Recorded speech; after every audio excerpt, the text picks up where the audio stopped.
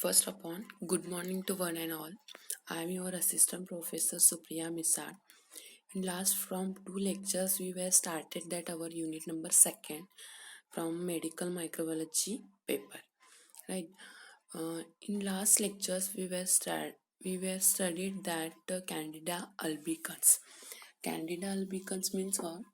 It is a fungus and they cause a different types of diseases to humans. Okay, and in this Candida albicans we were studied different points, that is morphology, general properties, as well as laboratory diagnosis, treatments, clinical symptoms, pathogenesis. Okay, all these points we were studied in Candida albicans. This my video lectures on hepatitis A virus. Okay, so in this lectures we have to study that what is the hepatitis A virus, what is the general properties of hepatitis A virus, as well as morphology. Next, how hepatitis A virus transmit to human or one person to another person, what is the pathogenesis of hepatitis A virus, and clinical symptoms of hepatitis A virus. Okay, all these points we have to study in these lectures. So we started our first point. Just this is a hepatitis A virus structures. Okay, so let's be started. First upon introduction. Hepatitis means what? The word hepatitis means inflammations of liver.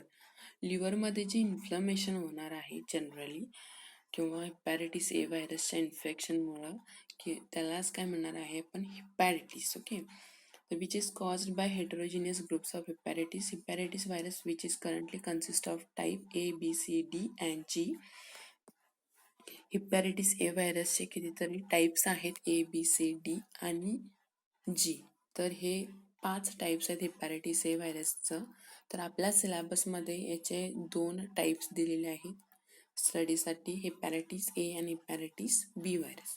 Okay, तर normally इन्फ्लमेशन्स of liver जे होतं ते हेपॅटायटिसमुळे होतं किंवा त्याच्यावरून hepatitis असं नाव consider केलेलं आहे. Next HIV hepatitis A virus cause an acute highly contagious form of hepatitis previously known as infectious hepatitis. It is subacute disease that mainly occurs in children and young adults. Hepatitis A virus जे infection होतं ते normally आपल्याला children's आणि young अडल्ट्समध्ये infection जास्त असलेलं बघायला मिळतं.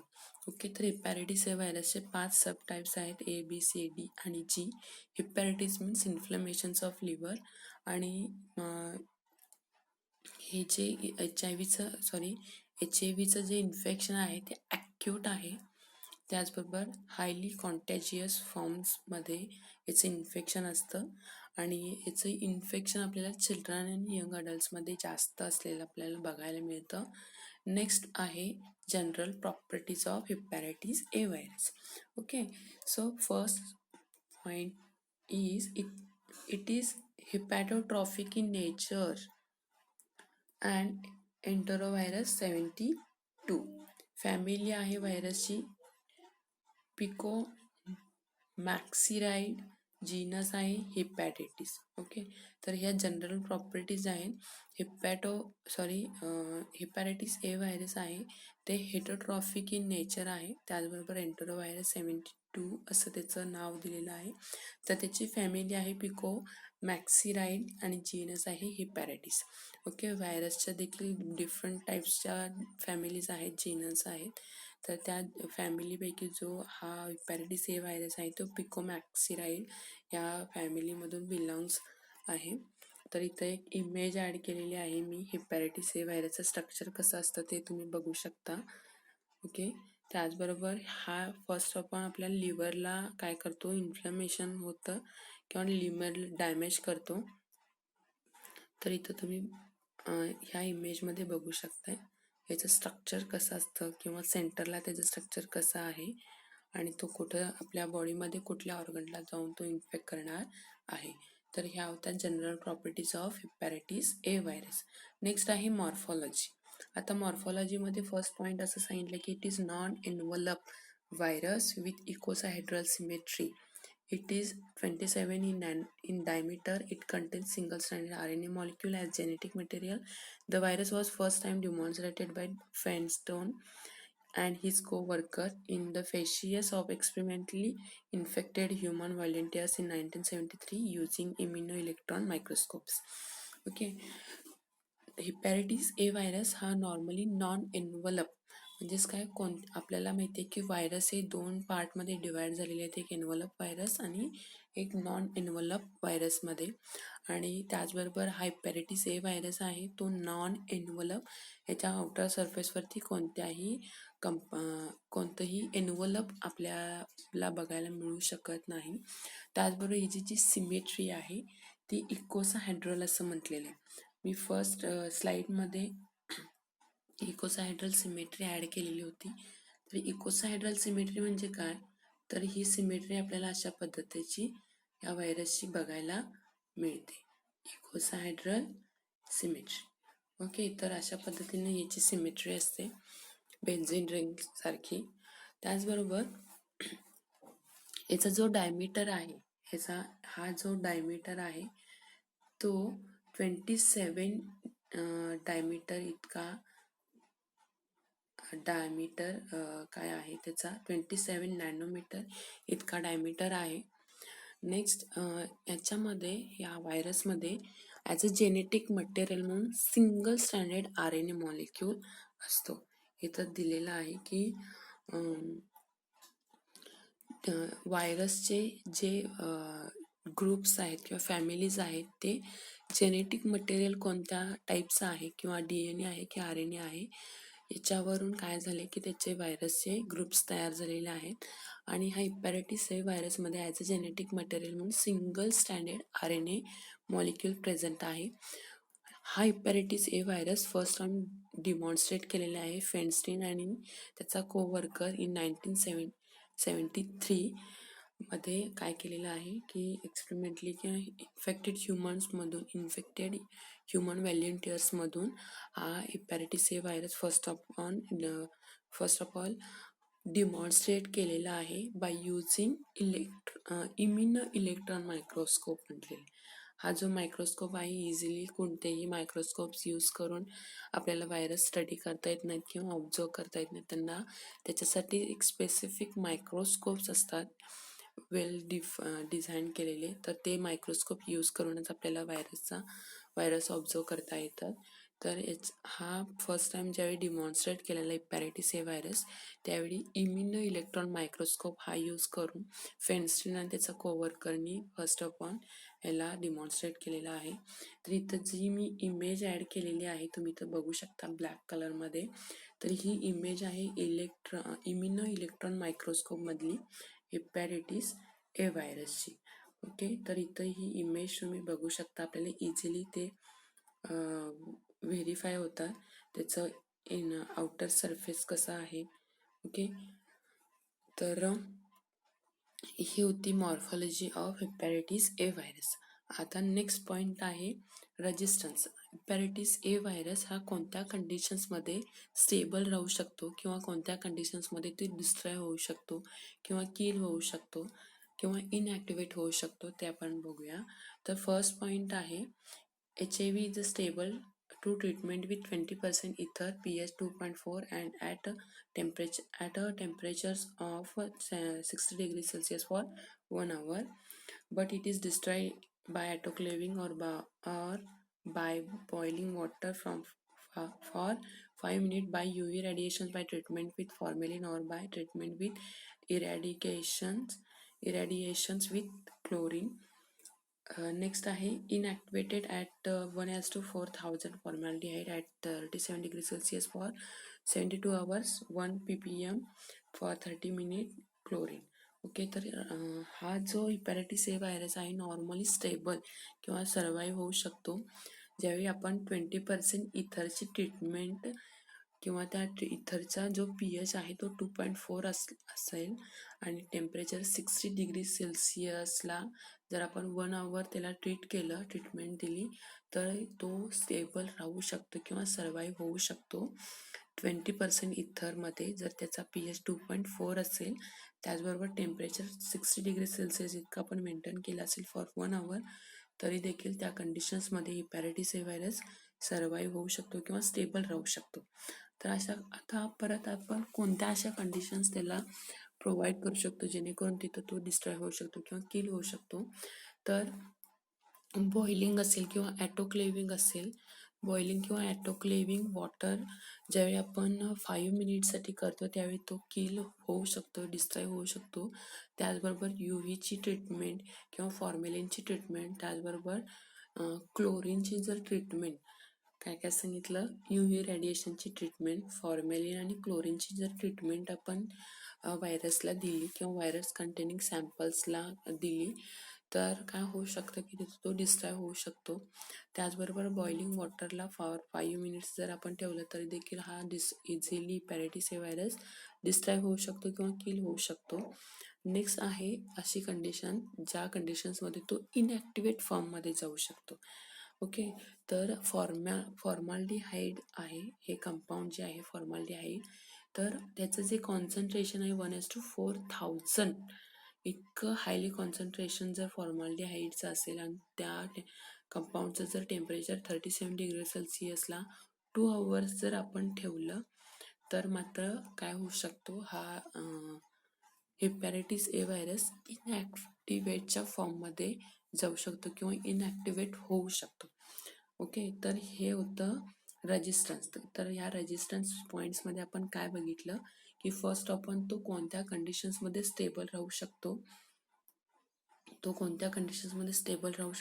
First. Next बघितलं की तो कोणत्या कंडिशन्समध्ये डिस्ट्रॉय होऊ शकतो आणि नेक्स्ट पॉईंटमध्ये बघितलं की तो कोणत्या कंडिशन्समध्ये इनॲक्टिवेट फॉर्ममध्ये जाऊ शकतो.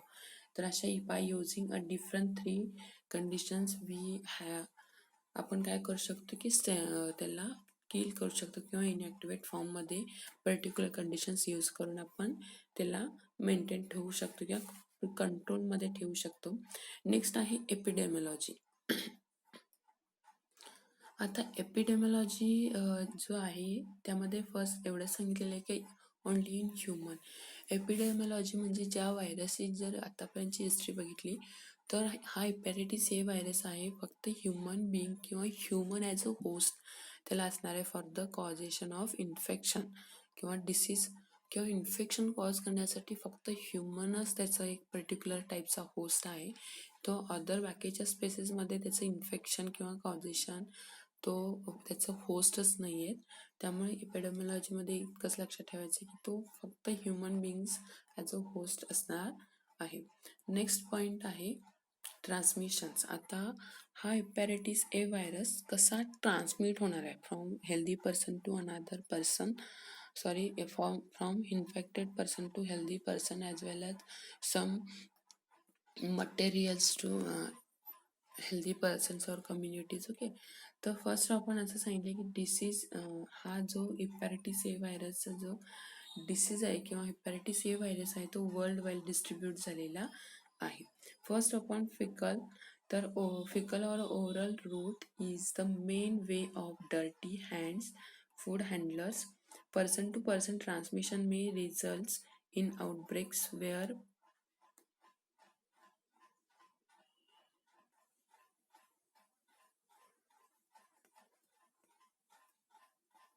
हा जो हिपॅटायटिस ए व्हायरस आहे तो कधी ट्रान्समिट होणार आहे की ज्यावेळी फिकल आणि ओरल रूटच्या थ्रू हा डर्टी हँड्स किंवा जे कुकिंगमध्ये लोक असणार आहे तिथं जर स्वच्छता नाही झाली तर तिथं काय होऊ शकतो, तो इझिली ट्रान्समिट होऊ शकतो.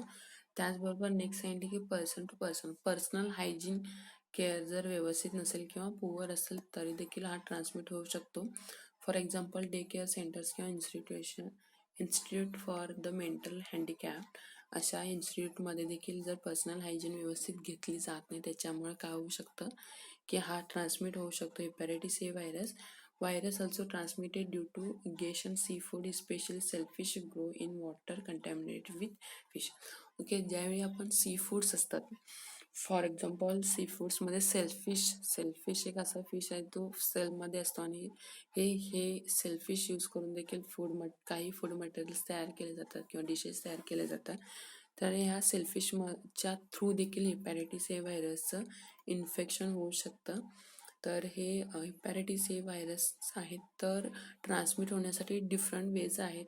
त्याला फर्स्ट आपण पर्सनल हायजीन जर व्यवस्थित नाही घेतली तर तो ट्रान्समिट होऊ शकतो. त्याचबरोबर जे कुकिंगमध्ये असणार आहेत किंवा कंटॅमिनेटेड वॉटर आणि फूड मटेरियल जर असेल, असे जर कॉन्टॅक्टमध्ये आले हेल्दी पर्सनच्या तरी देखील त्याचं इन्फेक्शन होऊ शकतं. नेक्स्ट तो कधी होतं की ज्यावेळी सी फूड असणार आहेत किंवा सेलफिश असे जर सी फूड जर आपल्या कॉन्टॅक्टमध्ये आले तरी देखील हेपॅटायटिस ए व्हायरसचं इन्फेक्शन होऊ शकतं. किंवा कुकिंगमध्ये असणारी ज्या लोकांची जर स्वच्छता नसेल तरी देखील काय होऊ शकतं की हेपॅटायटिस ए व्हायरस इन्फेक्शन होऊ शकते किंवा ट्रान्समिटेड होऊ शकतो. इथं मी एक इमेज ॲड केली तुम्ही इथं बघू शकताय की ट्रान्समिशन कसं होणार आहे. मदर टू बेबी होऊ शकतं. ऑर्गन अँड टिश्यू ट्रान्सप्लांटेशनच्या वेळी, सेक्शुअल ट्रान्समिशनच्या वेळी, त्याचबरोबर कंटॅमिनेटेड नीडल अँड सिरन जर आले तर होऊ शकतं किंवा ब्लड ट्रान्सफ्युजनच्या वेळी देखील हेपॅटायटिस ए व्हायरसचं ट्रान्समिशन आपल्याला होऊ शकतं. ओके, नेक्स्ट पॉईंट आहे, इथे मी एक इमेज ॲड केलेली आहे. फर्स्ट आपण हेपॅटायटिस ए व्हायरसचं स्ट्रक्चर सांगितले. त्याच्यामध्ये सिंगल स्टँडर्ड RNA आहे आणि इकोसाहेड्रल सिमेट्री आहे. ट्रान्समिशन इटिंग और ड्रिंकिंग फूड और water contaminated with infected fishes. Contaminated food आणि वॉटर जर कॉन्टॅक्टमध्ये आलं तर इन्फेक्शन होऊ शकतं. सिम्पटम्स जवळपास 2 to 3 weeks म्हणजेच 28 days जवळपास ह्याचे सिम्पटम्स आपल्याला आफ्टर 28 daysने आपल्याला बघायला मिळतं. तर हे जे स्पेसिफिक आहे ट्रीटमेंट्स आहेत, rarely it is a fatal किंवा वॅक्सिन देखील काही अवेलेबल्स आहेत. तर नेक्स्ट आहे पॅथोजेनेसिस. आता पॅथोजेनेसिसमध्ये काय सांगितलेलं आहे की व्हायरसकडे असे कोणत्या ॲबिलिटीज आहेत किंवा असं कोणते स्ट्रक्चर्स आहेत जेणेकरून तो इझिली ह्युमन बिंग्समध्ये डिसीज कॉज करू शकतो. तर फर्स्ट आपण virus enters into the body by ingestion of contaminated water food. Hepatitis A virus reach in the intestine and probably infect cells in gut, multiplies in the intestinal epithelium. ज्यावेळी hepatitis A व्हायरसचं infection किंवा पॅथोजेनेसिस होतं food किंवा वॉटरच्या through, त्यावेळी तो काय होतं, obviously ज्यावेळी food आणि वॉटरच्या थ्रू हा व्हायरस आपल्या बॉडीमध्ये एंटर होणार आहे म्हणजेच तो फर्स्ट आपण आपली जी डायजेस्टिव्ह सिस्टीम असणार आहे तर त्याला तो काय करणार आहे, डॅमेज करणार आहे. ओके, म्हणजेच काय, तो इंटेस्टाईनमध्ये जाणार आहे पहिला आणि इंटेस्टाईनला डॅमेज करणार आहे. नंतर तो काय करतो की इंटेस्टायनलमधल्या ज्या एपिथेलियम सेल्स असतात त्या एपिथेलियम सेल्स वरती तो काय होतो, ग्रो होतो किंवा मल्टिप्लिकेशन होतं या व्हायरसचं. आणि नंतर काय होतं की हा इंटेस्टायनल एपिथेलियममध्ये मल्टिप्लाय झाला की नंतर तो कुठं होणार आहे की ब्लड वेसल्समध्ये तो काय होतो, इन्व्हॅड होतो, ब्लड वेसल्समध्ये जातो आणि त्यानंतर ब्लड फ्लोच्या थ्रू तो काय करतो की लिव्हरमधल्या पॅरेंकायमल सेल्स ज्या आहेत तिथं तो जाणार आहे आणि तिथं काय करतो, प्रोड्यूस होतो किंवा व्हायरसचं त्याचं इन्फेक्शन स्टार्ट करतो. आणि लिव्हरमध्ये ज्या कुपर नावाच्या ज्या सेल्स असणार आहेत त्या कुपर सेल्सना तो काय करतो की ह्या कुपर सेल्सचं काय काम आहे की बाईल एक पिगमेंट आहे आपल्या बॉडीमधलं तो प्रोड्यूस करते कुपर सेल्स. आता हे कुपर सेल्स ह्या काय करतात, एक्सक्रीट करतात, काय बाईल्स जे पिगमेंट आहे ते एक्सक्रीट्स करतात आणि स्टूलच्या थ्रू काय होतं, हे बाईल काय होतं आपल्या बॉडीमधून निघून जातं. अप्रॉक्सिमेटली 10 days म्हणजेच काय, व्हायरसचं इन्फेक्शन झाल्यानंतर किंवा हेपॅटायटिस ए व्हायरस आपल्या बॉडीमध्ये एंटर झाल्यापासून जवळपास 10 days याचे जे सिम्पटम्स आहेत आपल्याला बघायला मिळू शकत नाहीत. तर बिफोर 10 days काय होतं की हा व्हायरस डायजेस्टिव्ह ट्रॅक्टमध्ये फर्स्ट आपण आपल्या इन्फेक्शन होतं because of contaminated food and water. जर आपल्या कॉन्टॅक्टमध्ये आलं आणि आपण जर असं घेतलं तर काय होतं, तो डायजेस्टिव्ह ट्रॅक्टमध्ये जाणार आहे. डायजेस्टिव्ह ट्रॅक्टमध्ये गेल्यामुळं इंटेस्टाईनमध्ये जाऊन तो काय होतो, रीच होतो, तिथं तो जातो आणि इंटेस्टाईनमधल्या एपिथेलियम सेल्स ज्या आहेत, इथं सांगितले एपिथेलियम, इंटेस्टाइनल एपिथेलियम सेल्समध्ये तो काय होतो, मल्टिप्लाय होतो.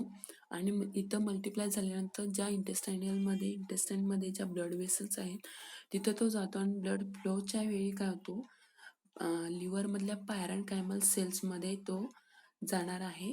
आणि तिथं काय करतो, जे लिव्हरमधल्या ज्या कुपर सेल्स असतात त्या बाईल प्रोड्यूस करतात आणि ह्या बाईल्स.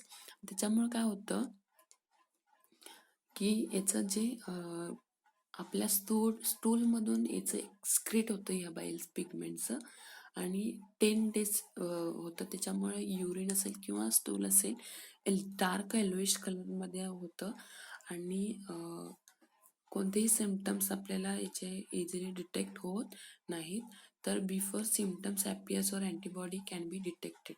तर ह्या अशा पद्धतीच्या कंडिशन्स किंवा इन्फेक्शन फर्स्ट आपण आपल्या बॉडीमध्ये हेपॅटायटिस ए व्हायरस कॉज करायला स्टार्ट करतो. ओके, नेक्स्ट पॉईंट आहे क्लिनिकल सिम्पटम्स. इथं आता पॅथोजेनेसिसचं एक इमेज ॲड केलेली आहे मी इथं, की तो आपल्या फर्स्ट आपण काय करणार मी सांगितले की इंटेस्टाईनमध्ये जाणार आणि एपिथिलियम सेल्सवरती तो मल्टिप्लाय होणार म्हणून सांगितलं. तर हे जे रिजन आहे आपल्या इंटेस्टाईनमधलं एपिथिलियम सेल्स आहेत, तर इथं जाऊन तो मल्टिप्लाय झालेला आहे.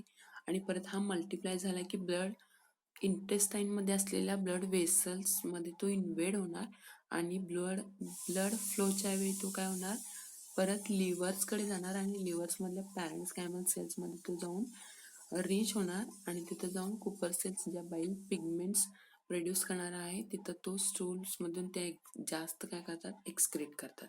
तर अशा पद्धतीचं इथं पॅथोजेनेसिस आहे हेपॅटायटिस ए व्हायरस.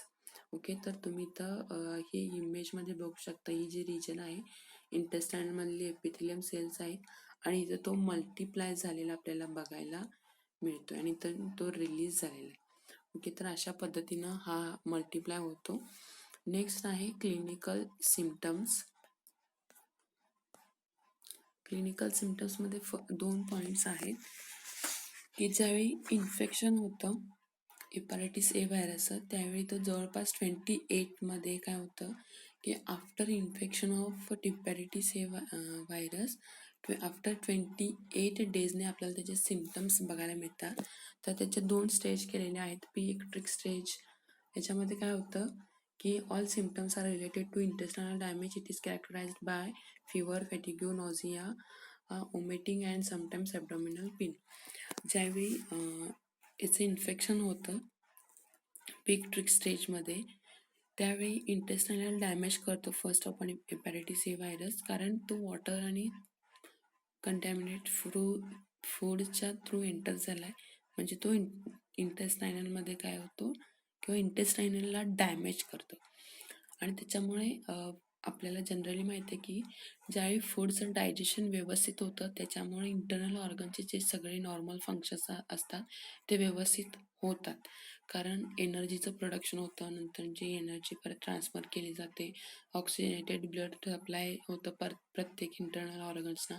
तर हे सगळं होतं डायजेशनमुळं. फूडचं डायजेशन व्यवस्थित झाल्यामुळं हे सगळे नॉर्मल फंक्शन्स होतात इंटरनल ऑर्गनचे.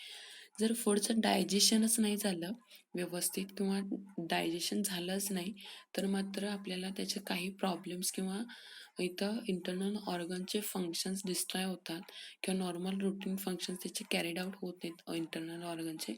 आणि त्यामुळे डिफरंट टाईप्स ऑफ काय होतात तिथं प्रॉब्लेम्स क्रिएट होतात. For example fever, fatigue, nausea, vomiting आणि समटाईम्स ॲबडॉमिनल पेन. किंवा हे इंटेस्टाईन किंवा डायजेस्टिव्ह ट्रॅक्ट्समध्ये इन्फेक्शन झाल्यामुळं इझिली फूडचं डायजेशन होणार नाही, त्याच्यामुळे बाकीचे प्रॉब्लेम्स आहेत ते फॉर्म होणार आहेत. फॉर एक्झाम्पल ॲबडॉमिनल पेन आहे, ओमिटिंग आहे, नॉन्सिया आहे, फेटिग्यू आहे किंवा फिवर आहे. ओके, तर हे सगळे सिम्पटम्स आपल्याला प्रीएक्ट्रिक स्टेजमध्ये बघायला मिळतात. तर नेक्स्ट आहे icteric phase. Okay, this is characterise by jaundice hepatomegaly and tenderness in right upper quadrant of abdomen. Serum bilirubin and liver enzymes such as alanine aminotransferase and aspartate transferase are raised. आता ज्यावेळी electric फेजमध्ये ज्यावेळी सांगितले की जॉन्डिक होतं म्हणून सांगितलं, आता ह्या जॉन्डिकचं काय आहे किंवा तो कसा फॉर्म होणार आहे, जॉन्डिक म्हणजे काय, तर फर्स्ट ऑफ ऑल ज्यावेळी व्हायरसचं इन्फेक्शन होतं लिव्हर सेल्समध्ये, नेक्रॉसिस सेल्समध्ये ज्यावेळी लिव्हरचं इन्फेक्शन, लिव्हरमधल्या नेक्रॉसिस सेल्सना ज्यावेळी हे व्हायरसचं कॅरी करतात त्यावेळी काय होतं की पार्शल किंवा कम्प्लीट ब्लॉकेज होतं. मग अशी म्हटली की कुपर सेल्स बाईल पिगमेंट प्रोड्यूस करतात, तर हे काय करतात, जॉन्डिकमध्ये काय होतं की कम्प्लीट किंवा पार्शल ब्लॉकेज होतं. कशासाठी, तर बाईल्स मूव्ह होत नाही. कुठे, तर इंटेस्टाईनकडे हा लिव्हरमधल्या कुपर सेल्सनी प्रोड्यूस केलेलं बाईल पिगमेंट इंटेस्टाईनकडं मूव्ह होत नाही आणि त्याच्यामुळं काय होतं की ब्लॉकेज फॉर्म होतात. ब्लॉकेज फॉर्म झाल्यामुळं काय होतं की हे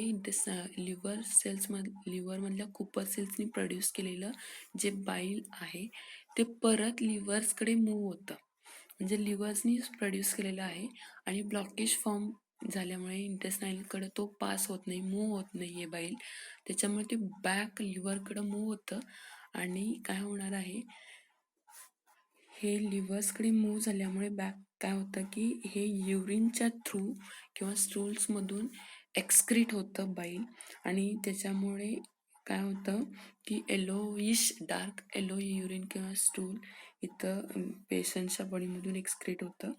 आणि काही वेळा काय होतं, when it deposited in skin and आयज कंडिशन्स, ज्यावेळी हे बाईल आपल्या स्किनमध्ये किंवा आपल्या आईजमध्ये जर डिपॉझिट झालं तर आपल्याला मात्र आपले डोळे असू दे किंवा आपली स्किन आहे ती येलो झालेली आपल्याला बघायला मिळते because of the bile it is produce by Kupffer cells of liver. Okay, हे बाईल्स आपल्या बॉडीमधून एक्सक्रेट नाही झालं किंवा युरिनच्या थ्रू किंवा स्टूलच्या थ्रू निघून गेल्यामुळे हे डार्क येलो कलरचे युरिन असेल किंवा स्टूल असेल बघायला मिळतं. त्याचबरोबर जर याच्यामधून एक्सक्रेट नाही झालं तर ते आपल्या स्किनमधून किंवा आपल्या आईजमधून ते एक्सक्रेट होतं, त्याच्यामुळे आपले डोळे असू देत किंवा स्किन असू दे येलोइश दिसायला चालू होते आणि त्याच्यामुळे जॉन्डिक हा डिसीज होणार आहे. ओके, तर अशा पद्धतीचे क्लिनिकल सिम्टम्स आहेत. क्लिनिकल सिम्टम्समध्ये 2 स्टेज आहेत, एक प्री-ट्रिक स्टेज आणि हेक्ट्रिक फेज. ओके, तर अशा पद्धतीचे हे जे सिम्टम्स आहेत, तर इथे एक ॲड केलेले आहे इमेज की हेडेक सिम्टम्स आपल्याला काय काय बघायला मिळू शकतात हेपॅटायटिस ए व्हायरसचं. Headache, flu like, next discomfort, pain, diarrhoea, pale stool, dark urine जसं मी तुम्हाला सांगितलं. त्याचबरोबर हिमॅटोमेगली, स्प्लिनोमेगली आणि जॉन्डिक. ओके, तर हे सगळे डिसीज आहेत, सिम्टम्स आहेत ते आपल्याला या हेपॅटायटिस ए व्हायरसमुळे बघायला मिळू शकतात. ओके, तर ह्या लेक्चर्समध्ये आपण काय काय बघितलेलं आहे. First of all hepatitis A व्हायरसचे introduction, general properties, morphology, next pathogenesis, treatment, transmission बघितलं आणि क्लिनिकल सिम्टम्स, हे पॉईंट्स आपण या लेक्चर्समध्ये कव्हर केलेले आहेत. तर जे नेक्स्ट असणार आहेत लॅबोरेटरी डायग्नोसिस किंवा त्याचबरोबर प्रोफॅलक्स किंवा ट्रीटमेंट, हे जे 3 पॉईंट्स आहेत हेपॅटायटिस ए व्हायरसचे, ते आपण नेक्स्ट लेक्चर्समध्ये बघूया. इथं आपण काय करूया, या लेक्चर्समध्ये आपण इथंच थांबूया. थँक्यू.